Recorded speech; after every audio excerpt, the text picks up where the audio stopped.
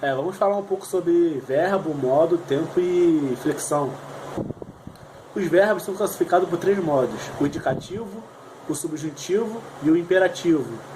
O modo indicativo serve para indicar fatos, realidade ou certeza. Seja certeza que algo acontecerá, aconteceu ou irá acontecer. O modo subjuntivo serve para indicar dúvidas, suposições, hipóteses e incertezas. O modo imperativo serve para indicar uma forma afirmativa e também uma forma negativa. Bom, no modo indicativo podemos classificá-los da seguinte maneira: presente do indicativo, pretérito perfeito do indicativo, pretérito imperfeito do indicativo, pretérito mais que perfeito do indicativo, futuro do presente do modo indicativo e o futuro do pretérito.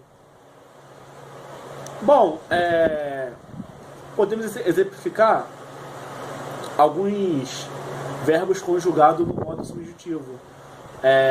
Preste atenção. Espero que chova durante toda a noite. O verbo chover, ele denota um desejo presente. Espero que chova. Podemos falar assim: ainda que chova, quer dizer, é um presente do modo subjuntivo, que ele está exprimindo uma hipótese ou alguma dúvida. Quer dizer, pode chover ou não, entendeu? Não tem uma certeza em relação a isso. Outro exemplo: se chovesse, as plantas estariam regadas. Isso, esta frase, ela denota uma hipótese passada. Quer dizer, se chovesse, quer dizer, já passou, as plantas estariam regadas. Vai do mesmo caso do modo subjuntivo, que ela exprime. Ela exprime ou expressa, né, no caso. Hipótese ou alguma dúvida. Quer dizer, se chovesse, quer dizer, não choveu. Quando chover, o caso estará resolvido. Aí, essa frase já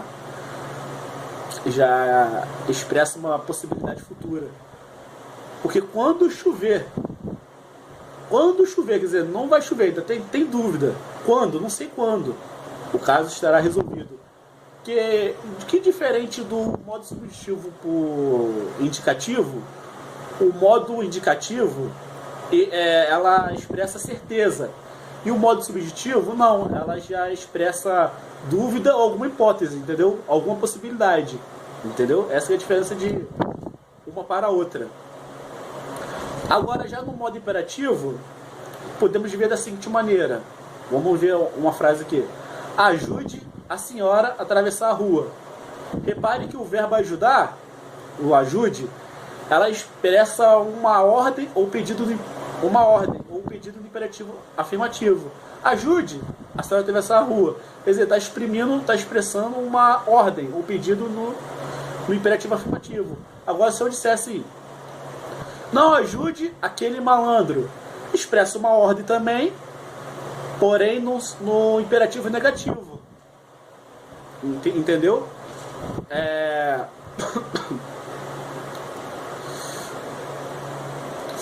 Agora deixa eu ver mais alguns exemplos aqui. Tempos verbais no modo indicativo, no caso. Bom, o verbo é a única classe gramatical que pode sofrer flexão de tempo, modo, número e pessoa.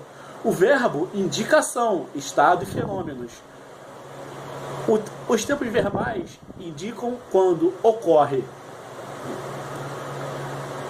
a ação, estado ou fenômeno expressado pelo verbo. Podemos dizer emprego dos termos no modo indicativo, como eu disse anteriormente, é fato, real e certo, é certeza.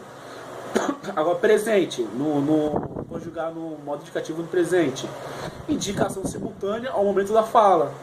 Vamos exemplificar: José caminha pela estrada. Bom, podemos reparar que o verbo caminhar está no presente e indica ação simultânea à fala. Eu falo, o José caminha pela estrada, porque eu estou vendo o José caminhando pela estrada. Porque se eu prestar atenção, uma observação, eu vejo José caminhando, então eu posso pronunciar isso, porque eu estou vendo, entendeu? Por isso que é presente. Outros tipos de formulação do tempo presente. Vamos exemplificar aqui. Todo dia ele chega atrasado. Bom, podemos reparar que todo dia está indicando um fato habitual, ou seja, que se repete dia após dia. Todo dia chega atrasado. Todo dia ele chega atrasado. O verbo chegar está indicando um presente frequentativo, porque aponta uma frequência que o fato ocorre. Pô, porque todo dia ele chega atrasado. Então, todo dia tem relação com o verbo chegar. Porque todo dia ele chega atrasado. Quer dizer, uma coisa é ligada à outra. Aí te considera como um presente frequentativo, que ocorre a todo momento. Bom, se eu disser assim, todo homem é mortal, o verbo ser está indicando um presente durativo, porque está generalizando todos os homens de uma forma geral como mortal. Quer dizer, todo homem é mortal. Quer dizer, todo mundo é mortal, ninguém é imortal, pô. Todo mundo vai morrer um dia, certo? Agora, se eu disser assim, em 1451, Colombo descobre a América. Bom, o verbo descobrir está indicando um presente narrativo, porque serve para aproximar o ouvinte do fato histórico já passado, já ocorrido. Quer dizer, Colombo descobre a América, não é que ele descobriu agora não, você está vendo ele descobrir não. Já descobriu, é um presente de uma narrativa que já aconteceu, mas que quando o autor procura escrever a frase dessa seguinte maneira, o que ele procura mesmo é aproximar a pessoa que está escutando do fato histórico ocorrido. Quer dizer, é tipo como se fosse uma pessoa imaginar.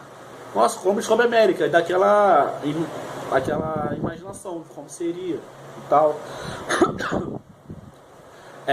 Outra frase. Amanhã eu converso com você. O verbo conversar, nesta frase, está indicando um presente com valor de futuro, o que serve para aproximar o ouvinte do fato que ainda ocorrerá. Mas eu, particularmente, eu escreveria assim, amanhã eu conversarei com você. Vai ficar mais simples, no caso.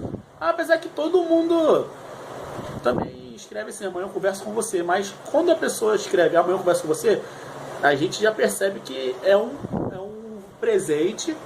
Tipo assim, amanhã eu converso com você. Quer dizer, eu continuo com a conversa amanhã, mas com valor de futuro. Quer dizer, amanhã eu continuo a conversa. Eu poderia dizer assim, amanhã eu continuarei com a conversa. Então é a mesma coisa. Vamos agora o passado, ou seja, o pretérito. Bom, o passado ou pretérito indica momentos anteriores decorridos ou acabado. Vamos ver os seus seguintes aspectos. Ação já concluída, que o pretérito ela é baseada na seguinte forma: uma ação já concluída e uma ação não concluída. Pô, mas qual é a ação já concluída? O pretérito perfeito, porque a ação já teve começo, meio e fim. Por exemplo, André procurou os sapatos. Quer dizer, ele procurou, ele teve a iniciativa de procurar e achar e possivelmente levar os sapatos.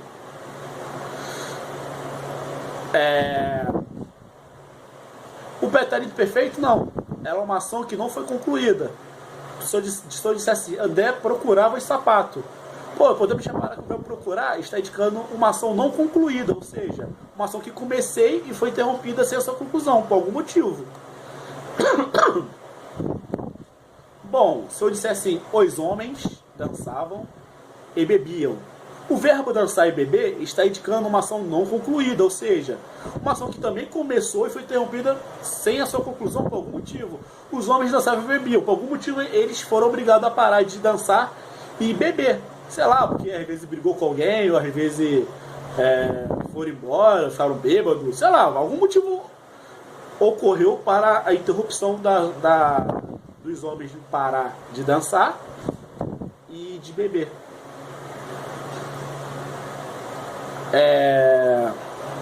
O pretérito mais perfeito nada mais é que é uma ação passada concluída sobre outra ação passada. Bom, vamos exemplificar. Quando chegou, Marcela já partira. Ó, repare bem, quando chegou, Marcela já partira, é um tempo verbal simples. Quer dizer, é só o verbo, quer dizer, é quem partira, a Marcela. Então, seria a conjugação assim, eu partira, tu partiras, ele ou ela partira, e assim vai, nós partiramos. Agora, se eu dissesse assim, quando chegou, Marcela já tinha partido. Aí já muda a história um pouco, porque é o tempo verbal composto, que tinha partido.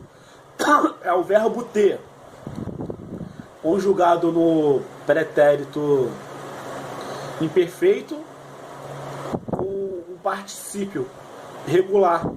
Que particípio irregular são aqueles verbos que são terminados em ido e ado.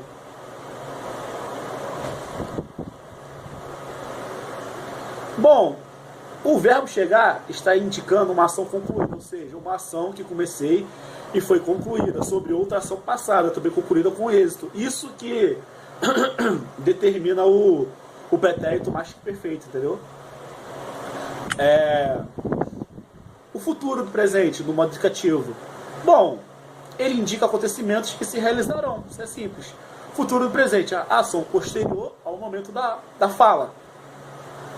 Exemplo, os cangaceiros retornarão à cidade, quer dizer, eles irão retornar ainda. O verbo retornar está indicando uma ação que irá acontecer após a nossa fala, dando uma certeza de que acontecerá. Lembre-se, modo indicativo é certeza, modo indicativo é certeza, modo subjetivo é dúvida, hipótese. Bom, podemos observar que as expressões bíblicas, a frase irá se converter automaticamente para o imperativo atemporal. Por exemplo, não matarás. Não matarás quem? Tu. Entendeu? É isso aí. Não matarás, mas não matarás tu. O futuro do pretérito seria, no caso, que é uma ação futura que se articula com o evento passado. Vamos exemplificar. Ele passaria se estivesse estudado. Preste atenção. Indica a presença de um verbo no futuro, no pretérito, sempre terminado com iria. Passaria.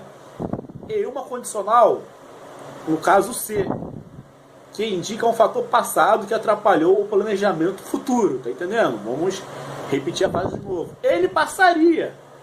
Pô, quer dizer, ele passaria. É um verbo que sempre terminado com iria, sempre vem acompanhado de um condicional. Se alguma coisa não tivesse acontecido, entendeu? Que é um fator passado que atrapalhou o planejamento futuro. Bom, o sujeito na frase, no caso, ele planejou uma ação futura. Ele planejou uma ação futura. Porém, não se realizou ou não se realizará por causa de um evento, acontecimento passado. Isso que denomina o futuro do pretérito. Bom, no futuro do pretérito também há formas atemporais que é identificada na forma de dúvida e polidez. Quer dizer, o polidez que a gente diz é a educação. A forma como medida no futuro do pretérito. Passaria, beberia, sairia, etc. Ela pode ser usada para alguma dúvida que nós tenhamos sobre algum fato ou mostrar uma boa educação. Exemplo, ele teria uns 90 anos. Atemporal. Ele teria.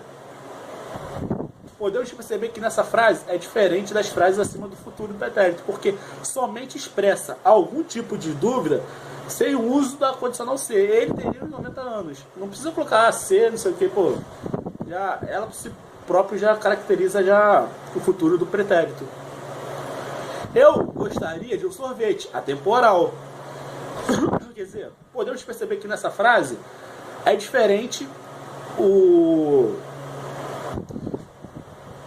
das frases acima, já citadas, do futuro pretérito, porque somente expressa algum tipo de pedido de forma educada, sem o uso da condicional ser. Quer dizer, eu gostaria de sorvete. Poxa, eu gostaria de sorvete.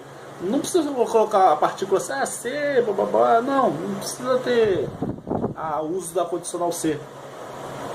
Uma observação, como se estivesse jogando um verde para conseguir algo. É essa que é a ideia do futuro pretérito, quando o verbo está conjugado de uma forma temporal na frase. Eu gostaria de sorvete, ele jogou no verde. Pô, eu gostaria de sorvete, pô, eu gostaria de churrasco, eu gostaria de osfirra. Ele jogou no verde para colher o maduro, entendeu? Deus me perdoe falar de maduro na época dessas, mas tá caindo já, tá suave.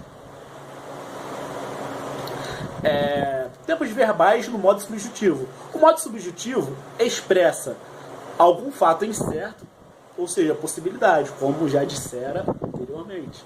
O modo subjuntivo trabalha com elementos de apoio sendo conjugados em apenas 3 tempos, que são presente do modo subjuntivo, pretérito do modo subjuntivo, aliás, pretérito perfeito do modo subjuntivo e futuro do modo subjuntivo. E quando nós vamos conjugar o verbo no modo subjuntivo, geralmente ele vem com um elemento de apoio, que no tempo do presente de modo subjuntivo seria ainda que chova, blá blá blá blá blá, e assim por diante, entendeu? O elemento de apoio no tempo do pretérito perfeito no modo subjuntivo seria a partícula C. Se chovesse, e assim por diante. Elemento de apoio no tempo do futuro subjuntivo seria o quando. Quando chover, quando cantar, e assim vai. Observe a conjugação do verbo cantar no modo subjuntivo, no presente. Aliás, observe a conjugação do verbo cantar no modo subjuntivo no presente, no pretérito e perfeito futuro. Vamos lá, presente. Ainda que eu compre, ainda que tu compres, ainda que ele compre, ainda que nós compremos, ainda que vós compreis, ainda que eles comprem. Reparem, senhoras e senhores, que sem os elementos de apoio não será possível conjugarmos os verbos. Aliás, não seria possível conjugar o verbo, que seria só no verbo comprar, no tempo presente de forma correta. Vamos lá, pretérito imperfeito. Se eu comprasse, se tu comprasse, se eles comprassem, se nós comprássemos, se vós comprasseis, se eles comprassem. É o mesmo caso. Repare que sem os elementos de apoio não seria ou não será possível conjugar o verbo no tempo do pretérito perfeito de forma correta. E vamos lá, o futuro do modo subjuntivo. Quando eu comprar, quando tu comprares, quando ele comprar, quando nós comprarmos, quando vós comprardes, quando eles comprarem, parceiro. Repare que sem os elementos de apoio não será possível conjugar o verbo no tempo futuro de forma correta. Recapitulando, senhoras e senhores, quando eu digo quero conjugar um presente no modo subjuntivo, ainda que quando eu quero conjugar um verbo no pretérito imperfeito no modo subjuntivo, artícula se comprasse, se comprasse, se comprasse, esse vai. Quando queremos conjugar o verbo no tempo do futuro do modo subjuntivo, é o quando, entendeu? Quando comprar, quando chover, assim por diante. Bom, o modo imperativo expressa a ordem, pedido, conselho e sugestão, como já disse anteriormente. Na língua portuguesa, o modo imperativo não é considerado tempo verbal, porque o imperativo é conhecido como uma forma atemporal, isto é, o imperativo nas suas configurações não nos transmite uma ideia de tempo.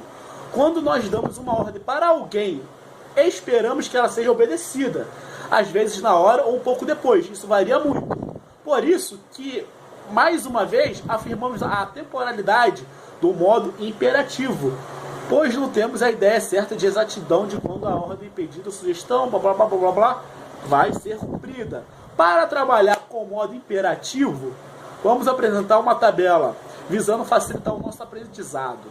Para podermos mover essa tabela, precisamos dominar Dois tempos de dois modos. O presente do modo indicativo e o presente do modo subjuntivo.